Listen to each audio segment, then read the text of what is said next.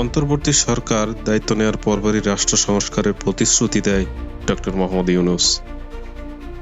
স্বচ্ছ ও নিরপেক্ষ নির্বাচন নিশ্চিত করতে এবং নির্বাচন কমিশন সংস্কারের লক্ষ্যে আলোচনা অব্যাহত রয়েছে।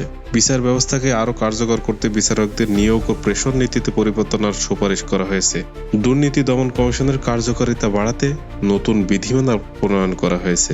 এত অর্থনৈতিক মন্দার মধ্যেও অন্তর্বর্তী সরকার কিছু গুরুত্বপূর্ণ সিদ্ধান্ত নিয়েছে, যা দেশের অর্থনীতিতে দীর্ঘমেয়াদে ইতিবাচক প্রভাব ফেলতে পারে বলে মনে করা হচ্ছে।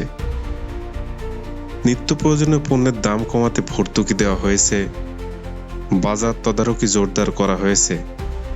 এছাড়া রিজার্ভ ব্যবস্থাপনায় কঠোরতা এবং মুদ্রানীতিতে কিছু কড়াকড়ি আরোপ করা হয়েছে। বলাই বাহুল্য যে এবার রমজানে বিগত বছরের তুলনায় যে পরিমাণ বাজার নিয়ন্ত্রণে রয়েছে সেটা আসলেই প্রশংসনীয়। এই সরকারের সবথেকে বড় অর্জন হলো বিদেশি ঋণ পরিশোধ। এই অন্তর্বর্তীকালীন সরকার বিগত 6 মাসে মোট ৬২,০০০ কোটি টাকা ঋণ পরিশোধ করেছে, সেটা আসলেই প্রশংসার দাবিদার। বিদেশি বিনিয়োগকারীদের জন্য বিশেষ কর ছাড়ের ঘোষণা দিয়েছে এই অন্তর্বর্তীকালীন সরকার। দেশের রপ্তানি খাত বিশেষ করে তৈরি পোশাক শিল্পকে চাঙ্গা করতে বিশেষ প্রণোদনা প্যাকেজ চালু করেছে।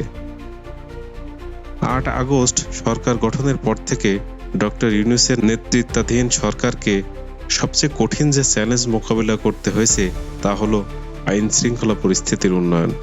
সীমান্ত এলাকাগুলোতে বিশেষ অভিযান পরিচালিত হচ্ছে, যার ফলে উল্লেখযোগ্য পরিমাণ অবৈধ অস্ত্র ও মাদক উদ্ধার করা সম্ভব হয়েছে। টেকনাফ ও কক্সবাজার এলাকায় আইন শৃঙ্খলা বাহিনীর বিশেষ নজরদারি জোরদার করা হয়েছে। অনলাইন জালিয়াতি, হ্যাকিং, ডিজিটাল নিরাপত্তা লঙ্ঘনের বিরুদ্ধে সাইবার ক্রাইম ইউনিট সক্রিয়ভাবে কাজ করছে। ভুয়া তথ্য প্রচার ও ডিজিটাল প্রতারণা বন্ধে অভিযান চালানো হচ্ছে। এই অন্তর্বর্তী সরকারের 6 মাসের অন্যতম বড় সাফল্য আন্তর্জাতিক কূটনীতিতে ইউরোপের 9টি দেশের এম্বাসি ঢাকায় চালু করেছে, যা আগে ভারতের দিল্লিতে ছিল। এটা বাংলাদেশের জন্য খুব কম বড় অর্জন নয়।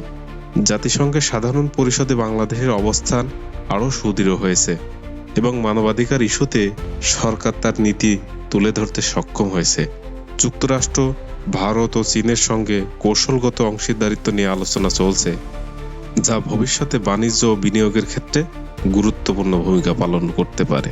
রোহিঙ্গা সংকট সমাধানে মিয়ানমারের সঙ্গে আলোচনার নতুন ধারা শুরু হয়েছে, যদিও এখনও কার্যকর সমাধান আসেনি, তবে আশা করা যাচ্ছে সমাধান খুবই সন্নিকটে। বিশ্ব রাজনীতিতে বাংলাদেশের অবস্থান সুদৃঢ় করতে সরকার কৌশলী ভূমিকা রাখছে, যা ভবিষ্যতের জন্য ইতিবাচক ইঙ্গিত বহন করছে। অন্তর্বর্তী সরকারের অন্যতম প্রধান প্রতিশ্রুতি ছিল একটি গ্রহণযোগ্য নির্বাচন আয়োজন, তবে বিরোধী দলগুলো বিশেষ করে বিএনপি দ্রুত নির্বাচনের দাবি জানিয়েছে। সরকার বলছে সংস্কার কার্যক্রম সম্পন্ন করেই নির্বাচন আয়োজন করা হবে। বিএনপি ও অন্যান্য রাজনৈতিক দল নির্বাচনকালীন নিরপেক্ষ সরকারের দাবি জানাচ্ছে, যা নিয়ে আলোচনা চলছে। রাজনৈতিক স্থিতিশীলতা বজায় রাখতে আইন শৃঙ্খলা বাহিনী সতর্ক অবস্থানে রয়েছে। বিভিন্ন রাজনৈতিক দলের সঙ্গে সংলাপ চালিয়ে যাওয়ার পরিকল্পনা রয়েছে এই সরকারের।